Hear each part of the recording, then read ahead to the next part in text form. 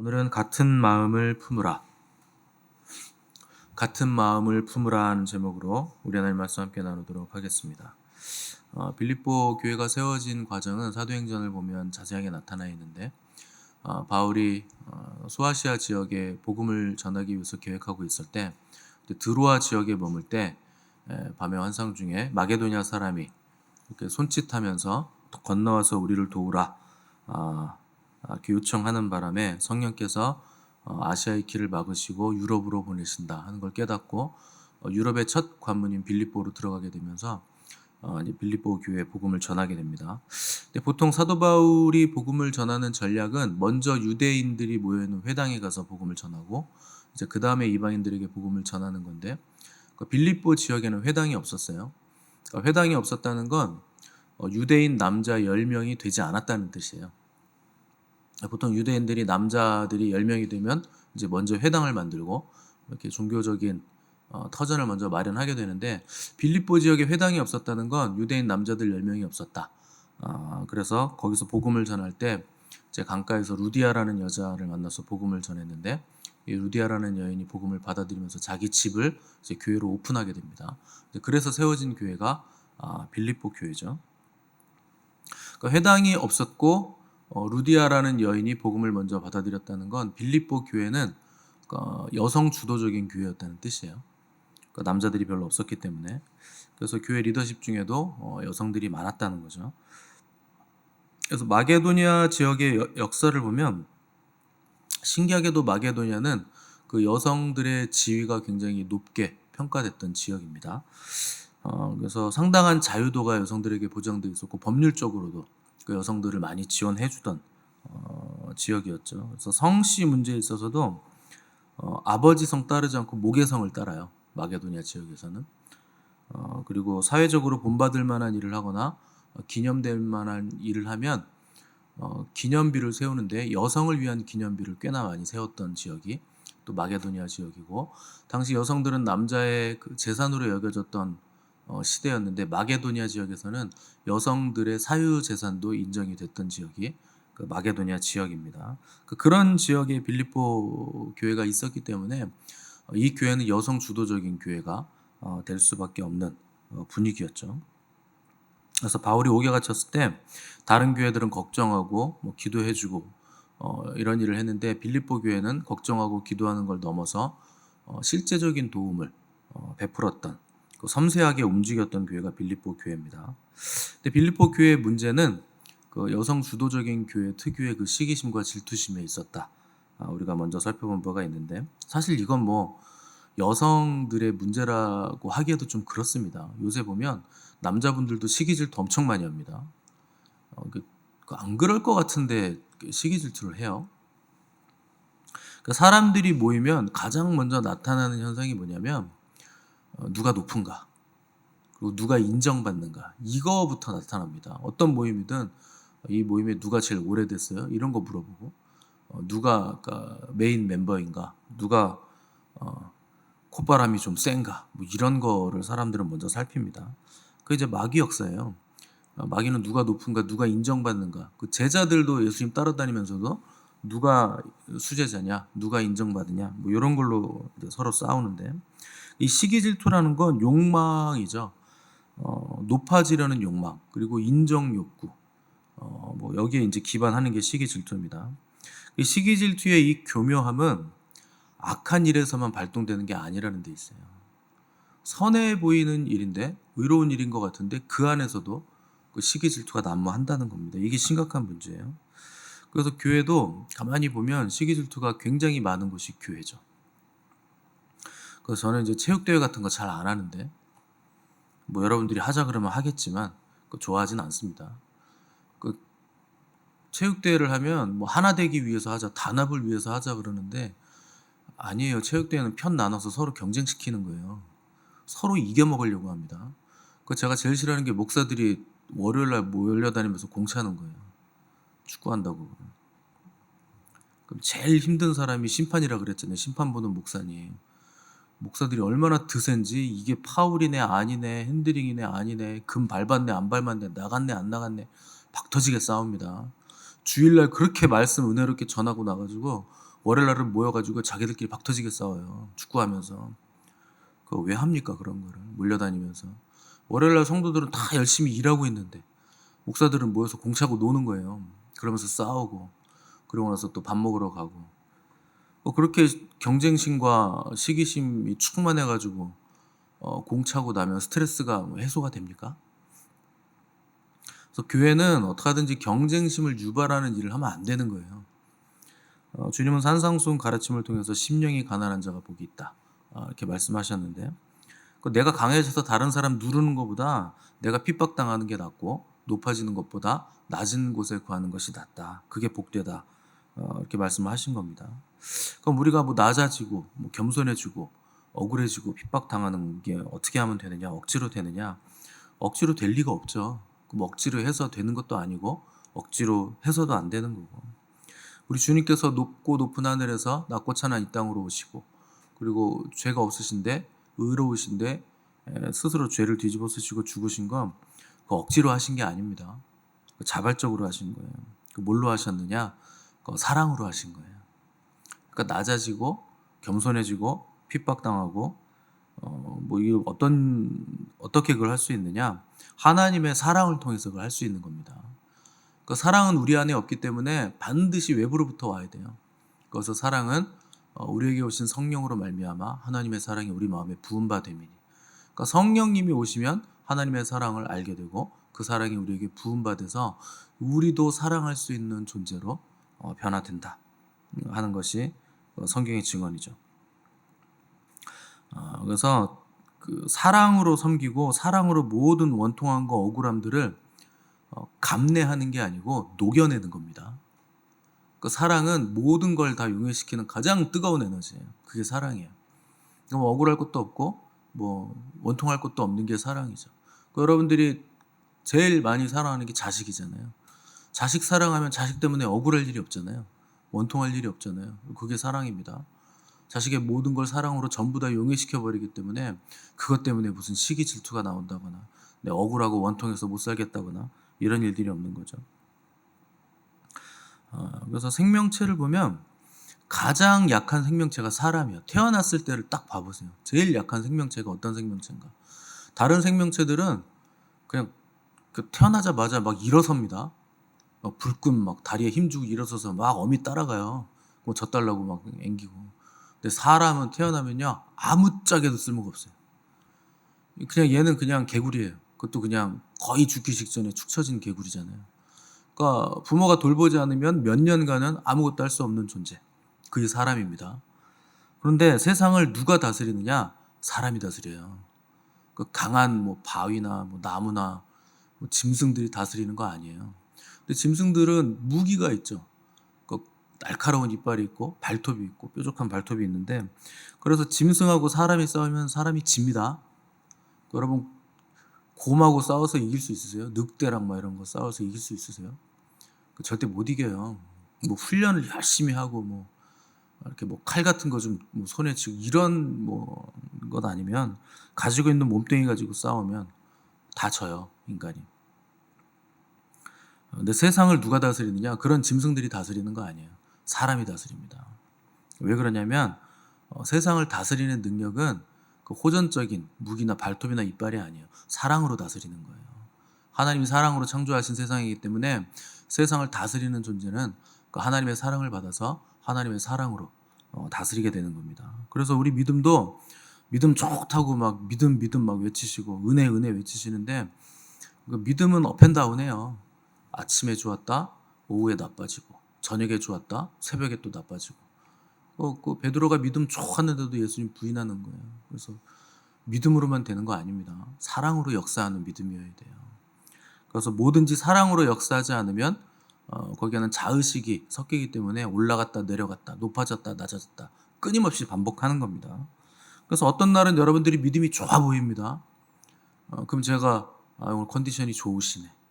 어느 날 보면 또 믿음이 바닥이에요. 그래서 오늘은 컨디션이 안 좋으시네.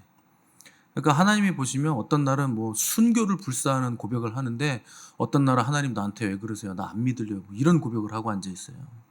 그러니까 하나님 보시기에는 완전 얘는 사이코죠. 아니 오늘 아침에는 나를 사랑한다고 그렇게 얘기하더니 오후에는 애가 정신이 나갔나? 왜 이러지? 이럴 정도로 믿음은 업앤다운합니다. 사랑으로 역사하지 않아서 그래요. 사랑은 우리 안에서 나오는 게 아니라 구조를 통해서 입어야 됩니다. 제가 항상 말씀드리는 건, 그래서 교회 구조라는 건 엄청난 구조예요. 구조를 입지 못하면 절대 여러분 사랑도 입지 못하고 믿음도 입지 못하는 거예요. 그래서 세상 사람들은 구조를 입을 생각을 안 해요. 그래서 자기를 먼저 챙깁니다. 여러분 정치인들 보시면요, 죄다 자기들만 챙기지 국민 생각 없어요. 정치인 중에 한 0.5%나 국민을 생각할까요? 전부 다 자기 집 사놓고, 땅 사놓고, 주식 사놓고, 전부 다 그런 짓 하고 있는 거예요. 먼저 정보가 자기들이 먼저 알고 있으니까 어디가 개발되고 어디가 특화되고 어디를 미리 사놓으면 뭐가 좋아지고, 이거 정보를 정치인들이 다 알잖아요. 먼저 자기들은 미리 다 사놓습니다. 국민들 위하는 정치인들 찾아볼 수가 없죠. 왜 그러냐? 나라 생각 안 하는 거예요. 구조 생각을 안 한다는 거예요. 자기만 잘 먹고 잘 살려고 하는 거죠. 그렇게 해서 잘 먹고 잘 사는 게 되지 않습니다. 구조가 먼저 잘 돼야 그 구조 안에 있는 사람도 잘 되는 거지, 나 혼자 잘 된다고 구조가 잘 될 리가 없고, 만약에 우리나라 그 회사들 중에서 한 회사만 잘 된다고 생각을 해보세요. 내가 그 회사에 다니면 야 다행이다, 우리 회사는 너무 잘 되고 잘 나가서 너무 좋다, 좋을 것 같죠? 금방 망합니다. 다른 회사가 다 안 되는데요. 그럼 경제가 순환이 안 되기 때문에 결국 그 회사도 망하게 돼 있어요. 구조가 잘 돼야지 나만 잘 되면 되는 게 아니라는 겁니다. 근데 세상 사람들은 일단 나만 잘 되고 싶죠. 그래서 사람도 내 편으로 만들고, 돈도 내가 많이 벌어서 나만 부자가 되고, 내가 가고 싶은 것 다 가고, 내가 하고 싶은 일 다 하면 충만을 이룰 거라고 생각하는데, 그건 충만이라고 안 불러요. 욕망이라고 불러요. 그건 그냥 자기 욕망입니다. 성령 충만도 아니고 그건 자기 충만이에요. 그래서 충만이라는 건 물질이나 욕망의 만족이 아니고 사랑으로만 되는 거예요. 사랑으로 충만해지는 거예요. 그래서 아무리 어려워도 하나님이 허락하신 구조 안에 있는 것이 지혜고, 하나님이 주신 구조를 먼저 생각하는 것이 충만을 이루는 비결입니다. 그래서 구조를 입는다는 건 그 권세자에게 순종한다는 거죠. 여러분들이 그 권세자가 어떤 존재인가를 생각할 때 교통 경찰을 한번 생각해 보세요. 경찰이 아무리 볼품없고 키가 작고 몸이 비리비리해도 경찰복을 입고 경찰 신분이면 엄청나게 큰 트럭이 와도 경찰이 손 한번 딱 하면 서야 돼요. 그거에 순종하지 않으면 사고 나는 거죠. 아니면 딱지를 띠든가. 손해를 보는 겁니다. 권세자라는 건 하나님이 주신 권세를 가지고 있다는 뜻이에요. 그러니까 내가 권능이 아무리 충만해도 권세자에게 복종하지 않으면 사고 납니다. 권능이라는 건 뭐냐? 능력이에요. 그거는. 그러니까 그 트럭이 가지고 있는 권능이 있죠. 엄청 크죠. 힘이 있죠. 달릴 수 있죠. 교통경찰 그냥 무시하고 깔고 그냥 지나갈 수 있습니다. 그건 권능이에요. 힘이 있다는 거예요. 근데 권능은 어디에 복종을 해야 되느냐? 권세에 복종을 해야 됩니다. 근데 경찰은 그 트럭과 같은 힘, 권능은 없죠. 근데 권세가 있는 거예요. 나라에서 준 위임된 권세가 있죠. 그러니까 하나님이 세우신 권세자에게 복종하지 않으면 특히 은사자들이 권능이 아무리 많아도 우주를 보고 예언을 하고 아무리 권능이 많아도 권세자에게 복종하지 않으면 사고 납니다. 하나님은 그걸 인정 안 해주시는 거예요.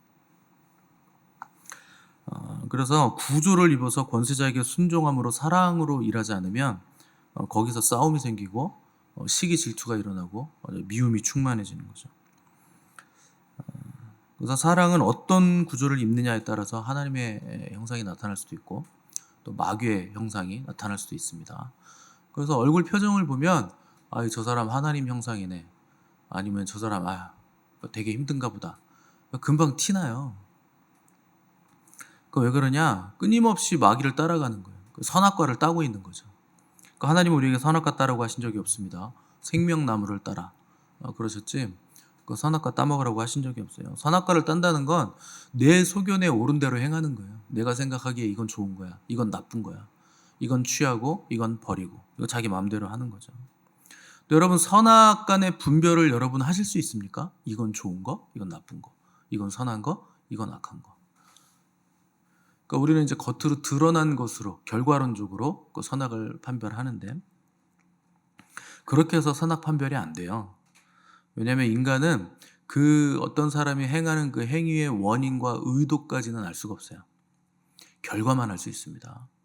그래서 장발장이 뭐 혹은 가난한 사람이 뭔가를 훔쳐서 빵 하나를 훔쳐서 먹었을 때 그 행위 자체는 악하죠. 법적으로 보면.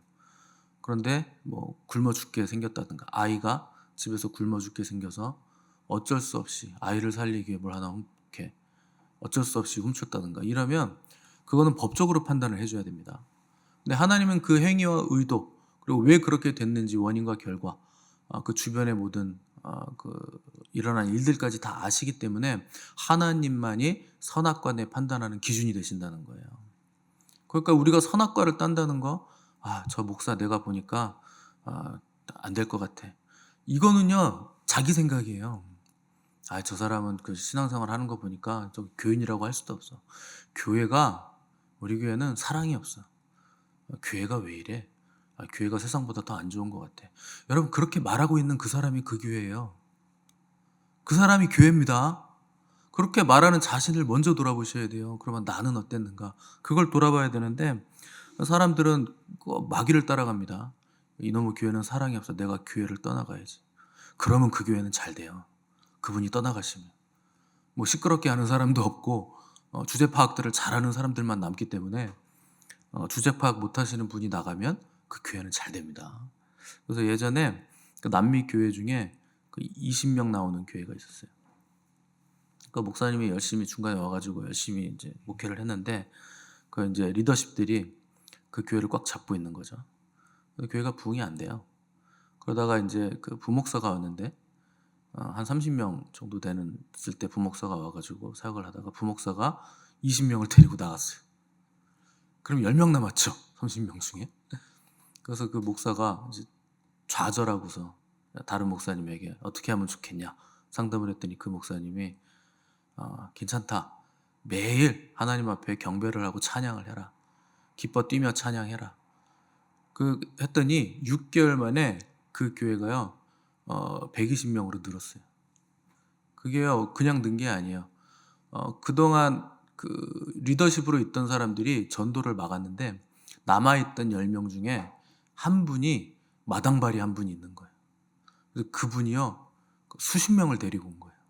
그동안은 그 리더십들이 자꾸 그 교회를 이상하게 하니까 못하던 전도를 그 사람들이 나가고 나니까 해가지고 교회가 부흥해버린 거예요. 그러니까요 어떤 분들은 교회를 다니시지만 교회를 막는 분들이 있습니다. 하나님의 일을 막는 분들이 있어요. 그러니까 나는 하나님의 일을 막는 사람인가 하나님의 일을 열어놓는 사람인가를 생각하셔야 되고 하나님이 하라고 하신 일을 내가 하고 있는가 내가 선악과를 따고 있는 건 아닌가 지금 생명과를 따고 있는 건 맞는가 이런 반성들이 우리에는 있어야 된다는 겁니다. 마귀는 하나님의 일과 정확하게 반대로 가게 만들어요. 그게 마귀가 하는 일이에요. 그래서 내가 느끼기에 좋은 것만 선한 거다. 내게 유익한 것만 아름다운 거다. 나를 알아주지 않으면 악한 거다. 나를 높여주지 않으면 잘못된 거다. 이런 생각을 계속 불어넣습니다. 근데 주님은요 높아지려고 하신 적이 없어요. 사람들이 알아주는 거 그런 거 신경 쓰신 적이 없어요. 근데 우리는 여기서 못 벗어나는 거예요. 내가 그렇게 했는데 목사님이 날 안 알아주네. 목사가 알아주면 천국 갑니까? 그냥 이 땅에서 자기 상 다 받은 거죠. 주님이 알아주셔야 돼요. 그러면 주님 앞에서 내가 주님이 알아줄 만한 일을 했는가? 그래서 내가 남들이 알아주지 않는 것에 대해서 서운함이 있는 건 왜 그러는 건가? 뭐 이런 걸 돌아보셔야 되죠. 시기 질투의 문제는 굉장한 마귀 시험 중에서도 굉장히 그 고등 시험입니다. 왜냐하면 겉으로 잘 안 드러나요. 그 속으로만 시기 질투하고 있기 때문에 그런 거예요. 결국 그러다가 자기 혼자 시기 질투에 빠져서 자폭하는 거죠. 그게 마귀의 의도입니다. 그렇게 하다가 자폭해라, 포기해라. 그래서 주님이 십자가에 달리셨을 때까지 사람들은 더 하나님의 아들이라며 내려와봐. 죽은 사람도 살려냈는데 귀신 다 쫓아냈는데 왜 자기는 저기 달려가지고 못 내려오나. 천군 천사 동원해서 싹 쓸어버리지 왜? 이렇게 도발을 합니다. 주님이 왜 그거 못하겠습니까? 그게 하나님의 뜻이 아니니까 안 하는 거죠. 그렇게 해서 하나님의 의를 못 이루니까 그렇게 할 필요가 없으셨다는 거죠. 그러니까 마귀가 도발하는 그 시기 질투는요, 십자가까지 따라오는 거예요. 주님이 달리신 십자가까지 따라오는데 당연히 우리에게 그게 없겠습니까? 끝까지 따라붙죠. 산으로 가도 소용없고 여러분 머리 빡빡 밀고 수도원에 들어가 앉아있어도 소용없어요. 시기 질투는 그렇게 한다고 소멸되지 않고 끝까지 우리를 끈적하게 따라붙습니다. 안 떨어지는 거예요.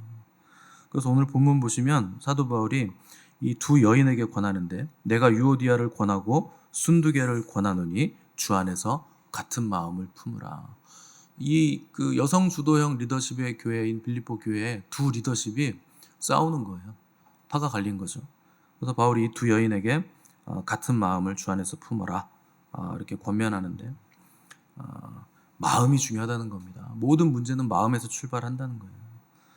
그래서 바울은 같은 생활을 하라거나 같은 일을 하라거나 하지 않고 같은 마음을 품어라 이렇게 얘기하는 거죠.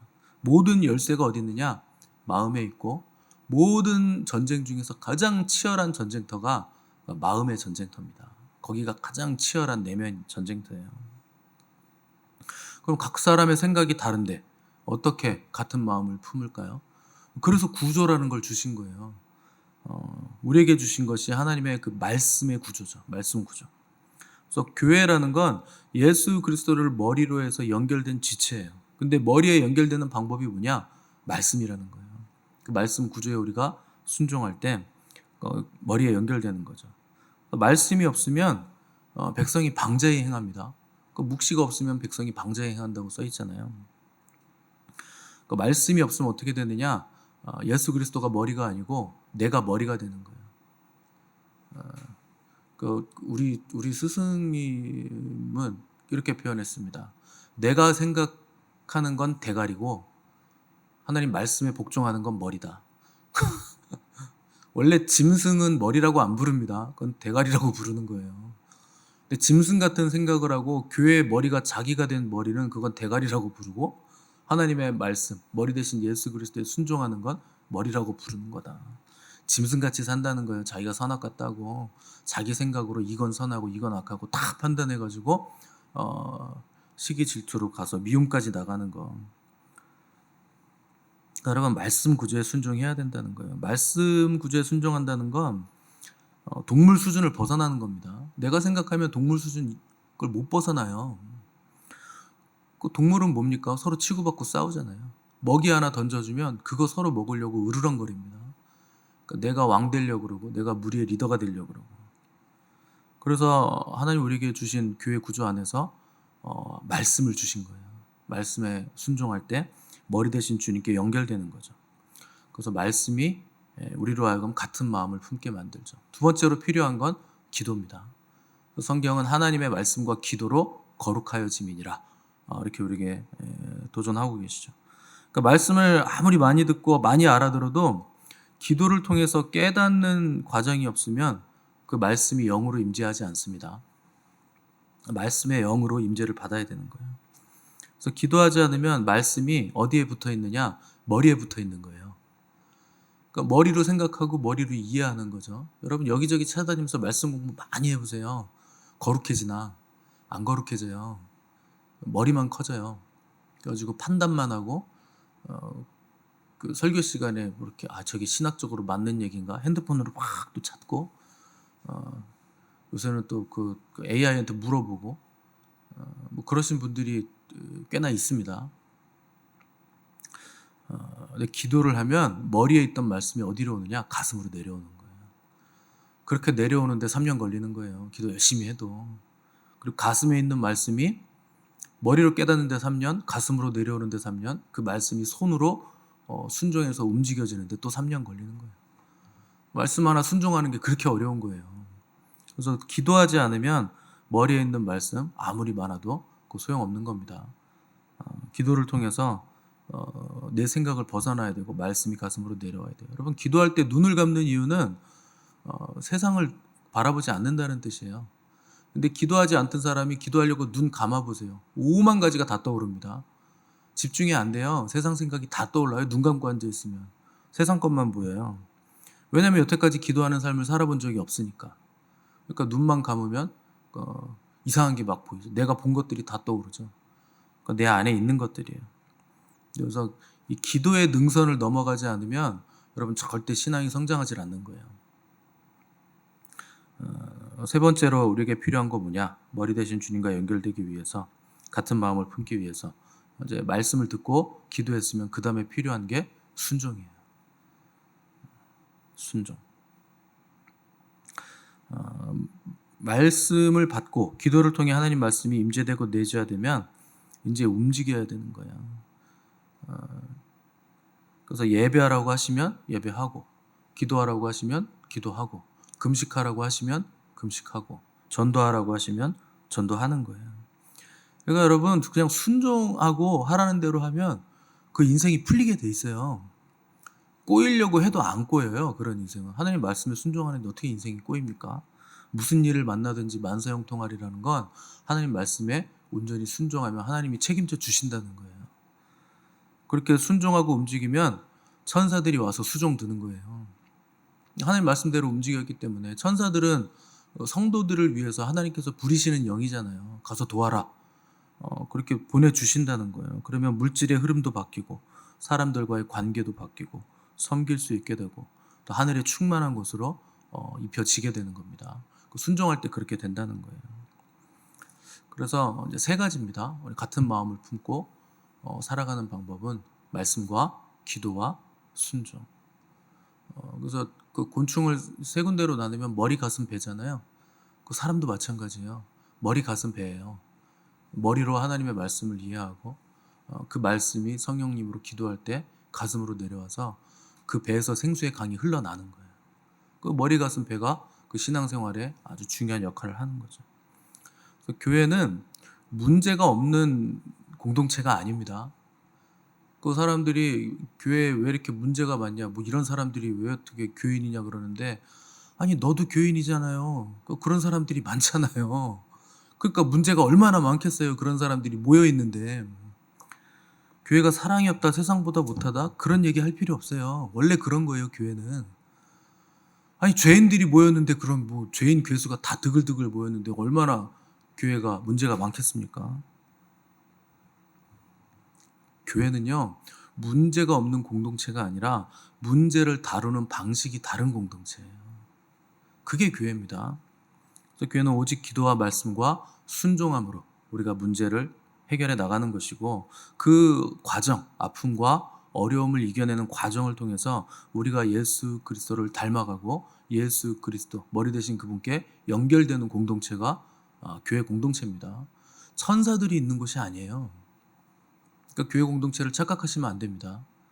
우리는 되어가는 사람들이지 다 된 자들이 아닙니다. 되어가기 때문에, 과정이기 때문에 실수도 많고 어려움도 많은 거죠. 그래서 여러분들은 문제에 집착하지 마시고 오늘 나에게 주어진 시간들을 통해서 내가 어떻게 하면 예수 그리스도를 닮아갈 것인가, 어떻게 하면 말씀과 기도로 거룩해지고 말씀에 순종할 수 있을 것인가, 여기에 집중하셔야 됩니다. 그래서 그분의 귀한 말씀이 우리를 하나 되게 하시고 연결되게 하시고 거룩하게 하시고 정결하게 하심을 믿으시면서 그리스도 안에서 한 마음을 품는, 그리고 주님의 기쁨이 되는 복된 공동체가 되시기를 간절히 바랍니다.